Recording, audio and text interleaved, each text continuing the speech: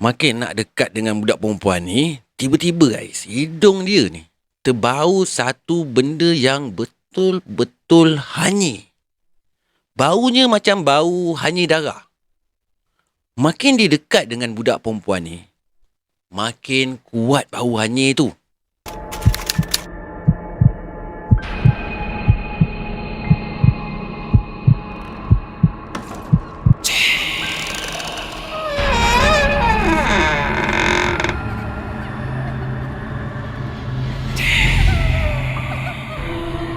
اللهم صل على سيدنا محمد وآله وصحبه وسلم.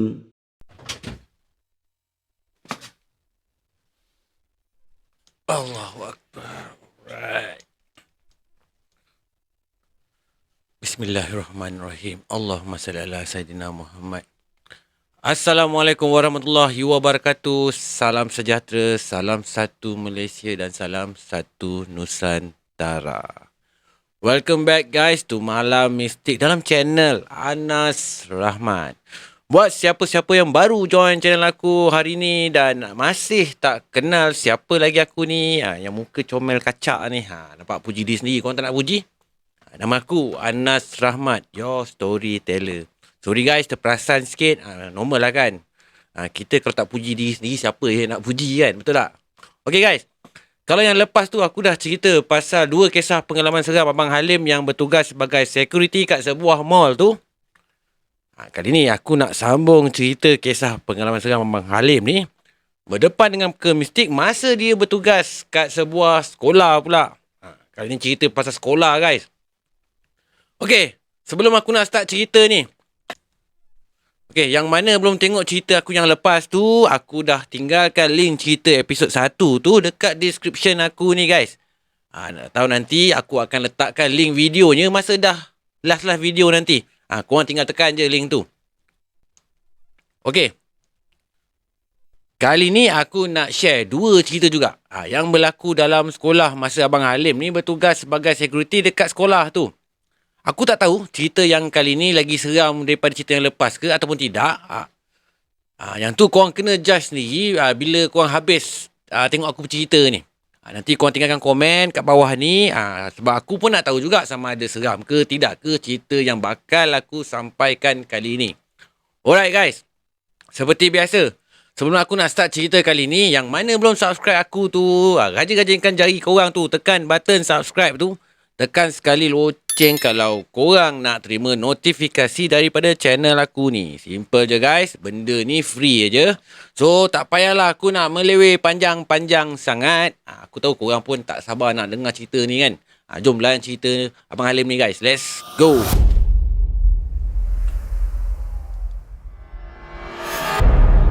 Kisah ni berlaku masa lebih kurang 5-6 tahun yang lalu.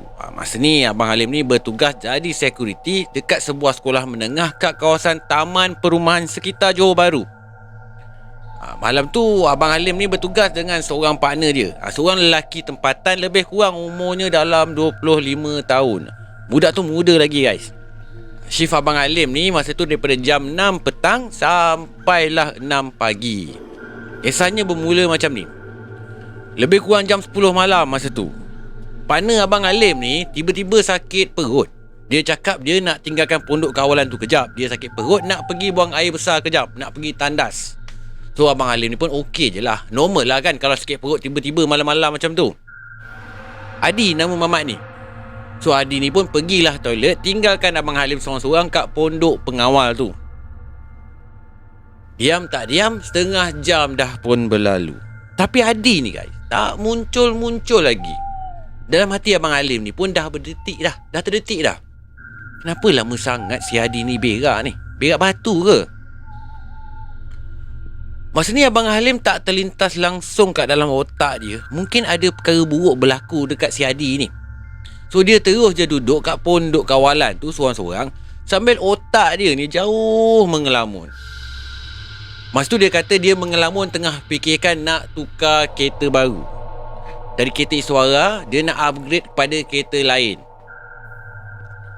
Dengan tiba-tiba barulah dia tersedar yang Adi ni masih tak balik lagi. Dah nak dekat sejam dah ni. Mana pula si Hadi ni pergi? Ada hal ke agaknya ni? So Abang Halim pun ambil lah walkie-talkie dia. Teruslah dia roja si Hadi ni. Tapi malangnya tak berjawab pun. Abang Halim ni dah mula curious ni. Apa yang berlaku kat Hadi sebenarnya ni? Dia ambil keputusan nak pergi cari Hadi dekat tandas. Tandas yang biasanya diorang guna ni tandas guru. Letaknya kat tingkat 2, hujung blok pertama sekolah. Kalau nak ikutkan jarak perjalanan tu, kalau jalan kaki ambil masa lebih kurang 5 hingga 6 minit je. Tak jauh pun. Sampai-sampai je kat tandas, dia tengok tandas tu gelap je. Tak ada tanda-tanda pun yang Hadi ni ada kat dalam. Tapi Abang Halim ni masuk juga kat tandas tu, nak pastikan betul-betul yang Hadi ni ada ke tak ada kat dalam tandas tu. Dia buka lampu. Satu-satu daun pintu tandas tu dia tolak sambil teriak nama si Hadi ni. Tapi masih lagi Hadi ni tak menjawab pun.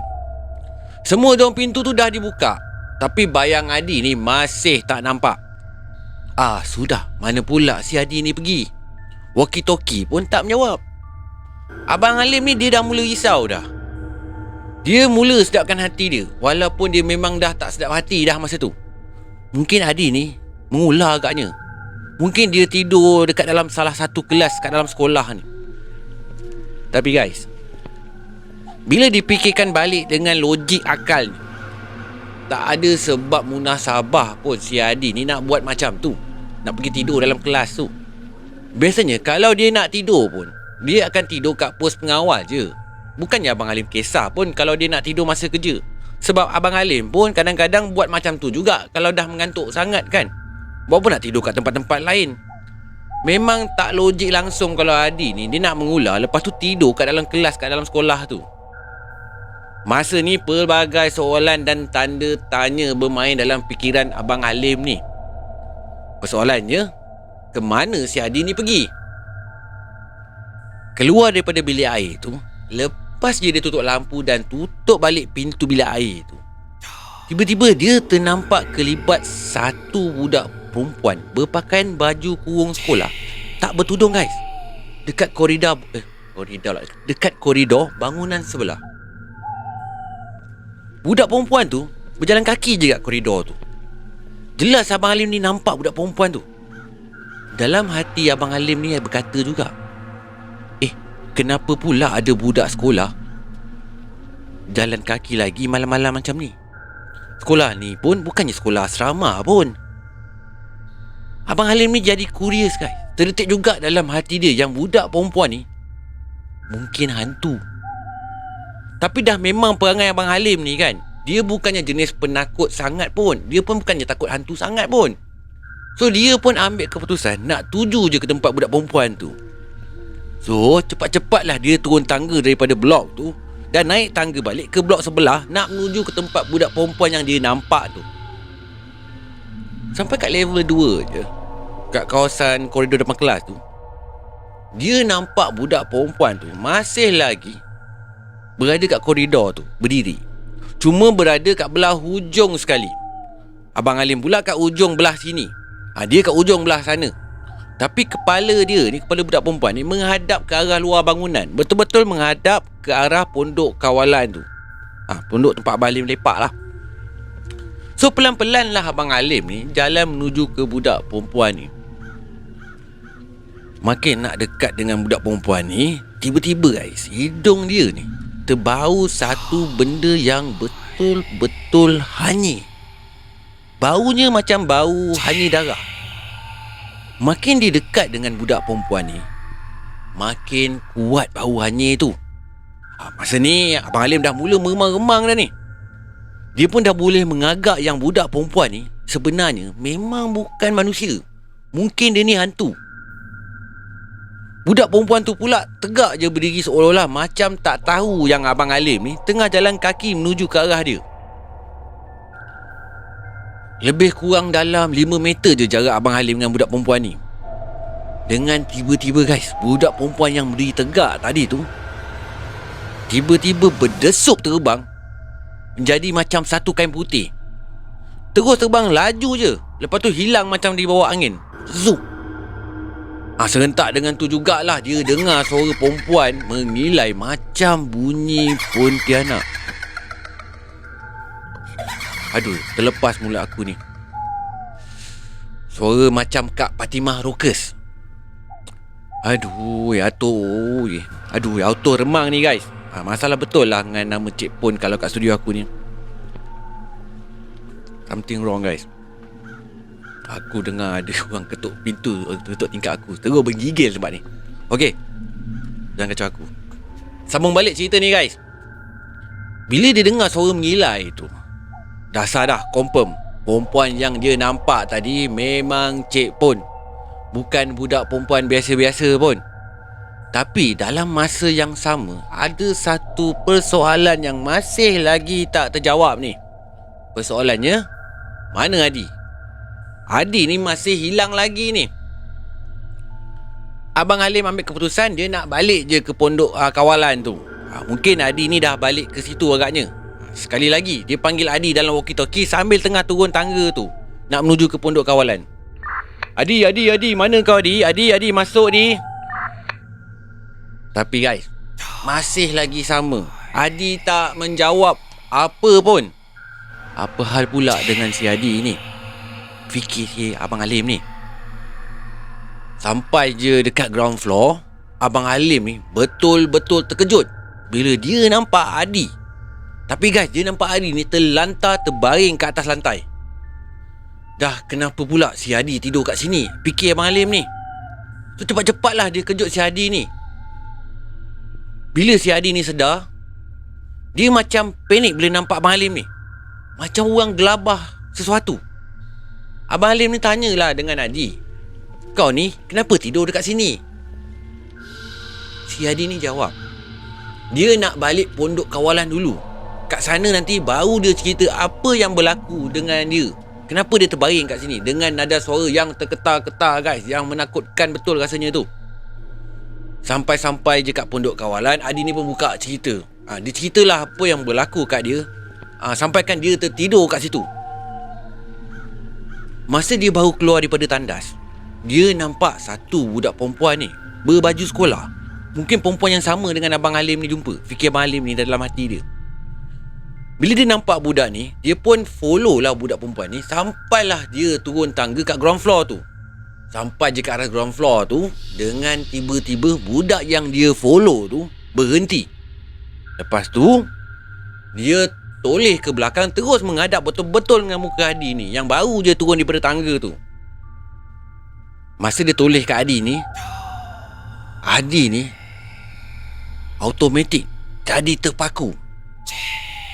Budak tu pula berjalan macam kaki dia tak jejak tanah menuju ke arah Adi masa tu. Masa ni Adi betul-betul rasa takut. Dia punya takut tu tak tergambar babe dengan kata-kata. Kemudian makin lama makin dekat budak perempuan ni dengan Adi. Secara tak langsung makin takutlah Adi jadinya. Nak lari, tapi kaki dia ni umpama dah terkunci dah. Nak menjerit pun umpama dia terasa macam tak terkeluar suara dia daripada tekak suara ni. Akhirnya benda tu betul-betul berada kat depan mata si Adi ni. Depan-depan guys. Bila ditanya macam mana rupa paras muka budak perempuan ni, Adi ni bagi tahu dia tak berapa perasan pun macam mana bentuk rupa dia ni. Tapi yang dia tahu, bila benda tu betul-betul dah dekat depan mata dia, dia rasa dia punya takut dah sampai ke level kemuncak dah, paling tinggi sekali. Sampai dia rasa macam rohnya tu, roh badan dia ni terkeluar daripada jasad badan dia. Tahu-tahu dia dah pengsan je. Tu yang Abang Halim jumpa dia kat bawah tangga tu tengah terbaring. Allahu Akbar. Takut sampai pengsan babe. Aku faham perasaan ni, sebab aku dah pernah lalu pun. So aku memang faham sangatlah apa yang Adi rasa masa tu. Bukan mudah nak adapt dengan pengalaman pertama encounter betul-betul depan mata kita ni. Jumpa dengan benda-benda macam ni. Mungkin ada yang kata kita ni penakut, tapi percayalah, masa tu aku punya takut. Baca bismillah pun tak habis. Bis je aku sebut. Daripada bismillah panjang-panjang tu aku sebut perkataan bis je. Member aku cakap, kenapa kau tak baca ayatul kursi? Dah aku cakap, baca bismillah pun tak habis, lagikan ayat kursi. Memang tak sempat dah. Tak sempat pun nak loading dalam otak ni. Kalau korang nak tahu pasal kisah ni, kisah first aku encounter dengan benda-benda mistik ni, depan mata ni, aku pernah cerita kisah ni eksklusif kat channel The Segment. Kalau korang ada masa, korang cari balik lah cerita aku kat channel The Segment tu. Masa tu aku baru je jadi YouTuber. Okay guys, kita sambung terus dengan cerita nombor 2. Jom.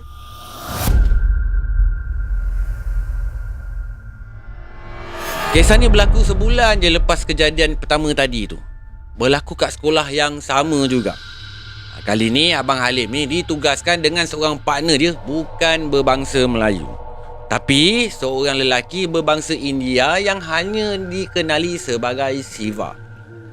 Siva ni umurnya lebih kurang je dengan Abang Halim. Masa tu lebih kurang jam 12 malam. Abang Halim ni nak buat clocking. Siva pula akan tunggu dekat pondok kawalan, sementara Abang Halim ni pergi buat clocking. Sekolah tu ada 6 blok je. Blok A hinggalah blok F. Last kali dia akan buat clocking dekat dengan kantin sekolah. Seperti biasa dia akan pergi ke blok A dulu, jalan kaki pelan-pelan ke blok lain, dan akhir sekali barulah dia menuju ke kantin.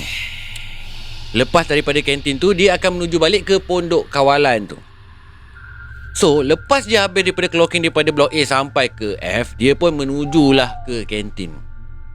Masa nak menuju ke kantin tu, dari jauh lagi dia dah nampak dah kat kawasan kantin tu, lampu kantin tu terang menerang. Dalam hati dia berkata, awal betul makcik kantin ni sampai. Biasanya kalau paling awal pun dia sampai pukul 2.30 pagi. Itulah rekod paling awal makcik kantin ni sampai sepanjang Abang Halim ni bertugas sebagai security kat sekolah tu. Sampai-sampai je kat kantin tu, kat bahagian dapur dia nampak makcik kantin tu tengah berdiri kat bahagian dapur memasak tu. Berdiri tegak je sambil mata makcik ni memandang ke arah luar tingkap, membelakangkan Abang Halim ni. So Abang Halim ni pun tegur lah. Awal Kiah sampai hari ni seorang ke? Budak-budak lain mana? Tapi makcik kantin ni tak menjawab pun, menoleh pun tidak. So sekali lagi lah Abang Halim tegur. Jauh sangat termenung tu, ingat boyfriend lama ke? Saja je Abang Halim ni bergurau kan. Tapi masih lagi makcik kantin ni tak beri apa-apa respon pun kat Abang Halim. Sombong pula orang tua ni, ada masalah agaknya, bisik kata hati Abang Halim ni. Memandangkan tak ada apa-apa respon daripada makcik kantin tu, Abang Halim pun malas lah nak layan lagi. Dia pun teruskan je lah perjalanan dia tu menuju ke pondok kawalan. Sampai-sampai je kat pondok kawalan, dia pun ngadulah kat Siva. Dia bagi tahu yang dia jumpa makcik kantin. Lepas tu dia tegurlah makcik kantin, tapi makcik kantin tu diam je. Sombong betul makcik kantin hari ni. Lepas tu dia tanya kat Siva, dah lama ke makcik kantin tu sampai? Si Siva ni mendengarkan apa yang Abang Halim ni cakap, dia jadi pelik. Sebab dari tadi lagi dia jaga kat pondok kawalan ni, tak ada siapa-siapa pun yang masuk dalam sekolah ni, termasuklah makcik kantin tu. Memang tak ada pula dia nampak makcik kantin ni dah sampai. Abang Halim pula tak nak mengalah. Sedaya upayalah dia menerangkan kat Siva ni yang dia nampak makcik kantin tu dah sampai. Tapi si Siva pula pun tak nak mengalah juga. Mati-matilah dia pertahankan yang dia cakap, mana ada makcik kantin ni dah datang. Kalau dia datang pun memang dia akan tahu dulu, sebab dia akan lalu gate ni. Pondok kawalan ni guys, betul-betul kat pintu utama pagar sekolah. Siapa pun yang datang mesti akan lalu kat situ dulu. Hanya ada satu entrance je keluar masuk untuk masuk kawasan sekolah ni. Kalau ada entrance lain pun hanya pagar kecil je, yang letaknya tak jauh pun daripada situ. Tapi pagar tu memang sentiasa berkunci walaupun hari siang. So tak mungkinlah makcik kantin boleh lalu kat situ. So bertegang uratlah diorang berdua malam tu. So Abang Halim pun cakap lah kat Siva ni, untuk betul-betul mendapatkan kepastian, dia ajak si Siva ni pergi kantin. Dia nak buktikan kat Siva ni, konon-kononnya apa yang dia cakap ni betul, yang makcik kantin ni dah sampai kat sekolah ni. nak buktikan yang Siva ni salah. So tak tunggu lama, Siva pun setuju je. So diorang berdua ni pun jalan kaki lah menuju ke kantin sekolah tu, yang jaraknya hanya ambil masa 5 minit je berjalan kaki. Sampai-sampai je kat kantin tu, Abang Halim ni betul-betul terkejut guys. Terkejut. Kantin yang dia nampak terang menerang tadi tu masih lagi gelap gelita. Tak nampak langsung pun tanda-tanda ada orang yang dah datang pun kat kantin tu. Pintu dapur kantin tu pun masih tertutup. Masih lagi berbangga. So memang betul lah makcik kantin ni masih belum sampai lagi. Sudah. Siapa pula yang dia nampak tadi tu? Siapa pula yang ditegur? Dia mati-mati ingat yang dia cakap tadi tu memang betul-betul dengan makcik kantin. No wonder lah dia tak menjawab apa-apa pun masa Abang Halim tegur dia. No wonder jugalah dia tak toleh langsung pun ke muka Abang Halim ni. Kompis betul Abang Halim masa ni. Tapi nasib baik jugalah dia tak toleh ke muka Abang Halim ni. Kalau dia toleh ke Abang Halim ni sambil tunjukkan muka dia sebenarnya yang seram ke kan, parah juga dia buatnya. So terus meremang-remang lah bulu tengkuk Abang Halim ni. Sekali lagi dia terkena kat sekolah tu. Kalau cerita kat kawasan sekolah ni, aku memang dah maklum sangat dah. Memang kat mana-mana sekolah pun memang ada penghuni-penghuninya. Maksud aku penghuni-penghuni alam gaib ni lah. Tak kisahlah sekolah menengah ke, sekolah kampung ke, sekolah taman ke, sekolah ceruk ke, ataupun sekolah berasrama penuh sekalipun, memang akan ada pelbagai cerita mistik pasal sekolah ni. Lagilah kalau kerja waktu malam ni kan kat dalam kawasan sekolah, memang macam-macam lah kisahnya. Kalau nasib kau tak baik, memang akan bertembung lah dengan makhluk gaib ni. Apa pun, bertabahlah wahai abang-abang security semua. Abang-abang security yang ikhlas dan bertanggungjawab dalam menjalankan tugas korang ni. Nak kerja security ni guys, hati ni memang betul-betul kena kental, kena kering. Kerja security ni memang nampak macam mudah je kan. Macam relax je kerja diorang ni. Tapi pada hakikatnya, yelah, kau nak berdepan dengan benda-benda mistik ni. Kalau tak berapa kuat, jadilah macam Adi tu ataupun jadi macam aku ni. Boleh pingsan dibuatnya. Bukan hantu je yang jadi masalahnya ni. Kalau nasib betul-betul tak baik, berdepan pula dengan manusia yang perangai macam hantu. Yang tu lagi parah. Betul tak? Apa pun aku harap bertabahlah buat semua abang-abang security ni. Korang memang berani, korang memang gentle. Aku respect keberanian korang tu. Cuma pesan aku lagi sekali ni, berhati-hatilah dalam menjalankan tugas tu. Dan aku doakan semoga korang semua dimurahkan rezeki dan dipermudahkan segala urusan korang. InsyaAllah, insyaAllah. Okey? Sampai sini je malam mistik kali ni. Seperti biasa, sebelum aku nak tamatkan cerita malam ni, korang yang belum subscribe aku tu, tolong bantu aku subscribe channel Anas Rahmat ni. Tekan sekali butang loceng kalau korang nak menerima notifikasi daripada channel aku ni guys. Benda ni percuma je. Aku dah berulang kali pun beritahu benda ni free. Okay? Yang mana nak hantar story seram korang tu, jangan segan-segan. Just klik the link yang aku dah tulis pun kat description aku ni guys. Kau pilihlah mana satu yang kau rasa mudah. Nak hantar cerita melalui Instagram ke, Telegram ke, Facebook page aku ke, atau mana apa-apa secara sekalipun, janji sampai dekat aku, kau hantarlah. InsyaAllah kalau ada kelapangan, ada rezeki, aku akan ceritakan balik cerita korang tu, InsyaAllah. Tapi bab cerita tu, sama ada cerita tu bagus ke tak bagus ke, sama ada aku sampaikan baik ke tak baik ke, yang itu aku pun tak pasti lagi. Korang yang akan judge aku. Okay? Sehingga kita berjumpa lagi di cerita yang akan datang. Korang jaga diri baik-baik dan jangan lupa jaga kesihatan. Itu penting. Assalamualaikum warahmatullahi wabarakatuh. Salam sejahtera, salam satu Malaysia, salam satu Nusantara. Goodbye. Malam Mistik.